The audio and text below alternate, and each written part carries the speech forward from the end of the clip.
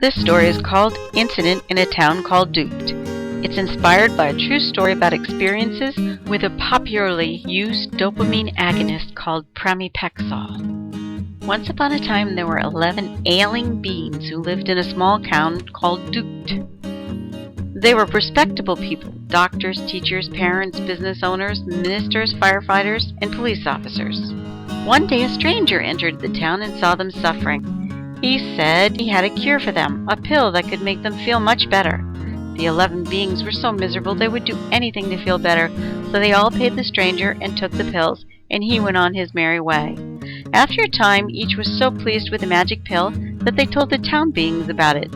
Soon word spread throughout the town, and those with similar ailments came together to take the medicine. Eventually, there were 33 beings in this town gathered in the center, all marveling over the results. Their families were pleased. Time passed, and some of the beings began to notice that beings weren't gathering together like they used to. They didn't look as pleased as they were before. They didn't know that inside 11 houses, a terrible change had taken place. In the houses of the first 3 beings, the sufferers snuck out into the shadows of the night to a casino in the neighboring town. There, night after night, they played the games and lost their money. In the morning, they returned to their sleeping families and lay in bed, miserable with guilt and remorse over what they had done, and spent the day sleepy and grumpy, plagued with thoughts of winning back what they'd lost that night. In the house of the next 3 beings, things were different. These beings found themselves overwhelmed with thoughts about sex. They hid in the shadows, doing things they never imagined doing in public. They spent days and nights poring over pictures that may have made them sick before. One being even ended up in jail. These beings hid away in their house, immersed in shame and guilt, sad and confused, and very, very alone. In the houses of the next 3 beings, darkness also struck. These beings spent their days endlessly buying items on the shopping channel and online auctions and wondering what to do with the 27 pants and the 13 rings they had bought. They spent hours returning items to stores only to use the money to buy more. Their houses were filled with useless gadgets and trinkets, and their bank accounts dwindled. Depression overtook them, and they tried to stop. Their self-deceit kept them searching for more sales to ease the pain. And the last 2 beings ate and ate and ate. They had been very fit before, but they found themselves hooked on a flavor and wanting more. The only way to stop was to change the flavor, and then they became hooked on that as well. And as they ate, they gained more and more weight and became more and more unhealthy, and they didn't know how to stop. The 11 beings hid themselves in shame, not wanting to tell their friends and family what they had done, afraid of what their doctors, counselors, and ministers would think. All 11 beings lost their jobs, and several lost their houses. Several lost their families as well. Depression and confusion overwhelmed them. They felt that the goodness inside them had been replaced by evil. Some of them even tried to end their lives to save their families from their curse. Sadly, one did. The rest of the village didn't know what to do to help their friends. Some watched in disgust, others in pain, and some just wondered why the beings just didn't help themselves. They couldn't figure out any way that they could help their friends. One day, a being came running with news from outside their town. It seemed a study had been done by a medical clinic that found that as many as 1 in 3 beings taking the miracle drug had developed impulse control problems. The remaining 10 sufferers heard the news and immediately threw away the drug. Within a few weeks, their compulsive behaviors went away, and they were more like themselves again.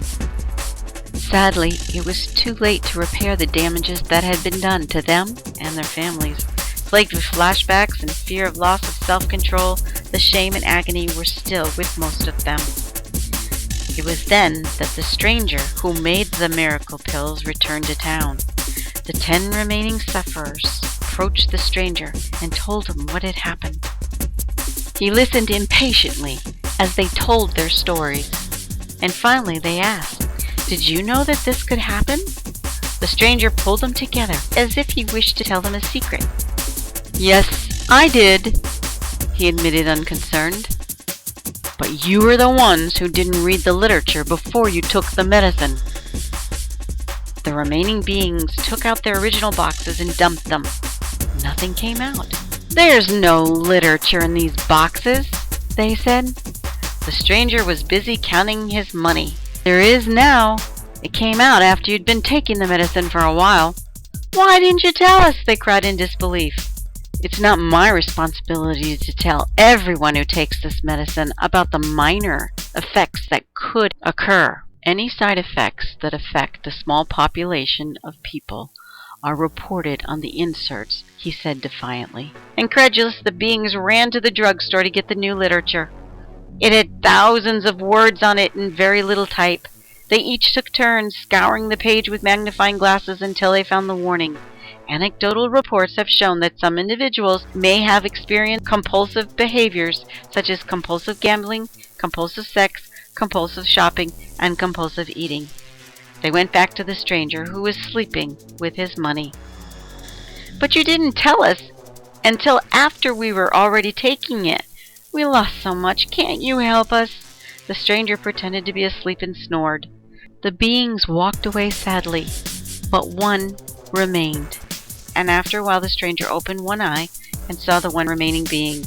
He whispered in his ear, "I will give you back a tiny bit of what you've lost, but you have to promise never to tell anyone else about that, and also not to tell anyone about what you experienced." The being felt guilty. He didn't want to be the only one who got something back, but he needed the money so badly. He had to agree. He took the money and left his beloved town and his friends.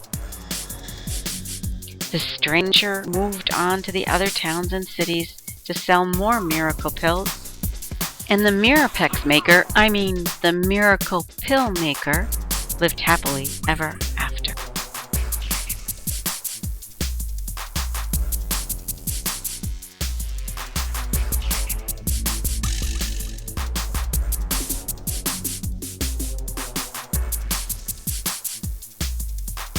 If you or someone you know is taking Mirapex, Requip, or pramipexole or generic form of this drug and are displaying behavior that is not normal, such as lying, depression, abnormal guilt, extreme sensitivity, or defensiveness, please contact the doctor at once. The person taking the drug is most often not aware of the problem or too ashamed to talk about it. It is up to family and friends to help. For more information, go to www.pharmagonewild.org. Don't think it won't happen to you. We thought that too. The point of this story is not to cause pain or make fun of anyone who is suffering from the effects of taking Mirapex.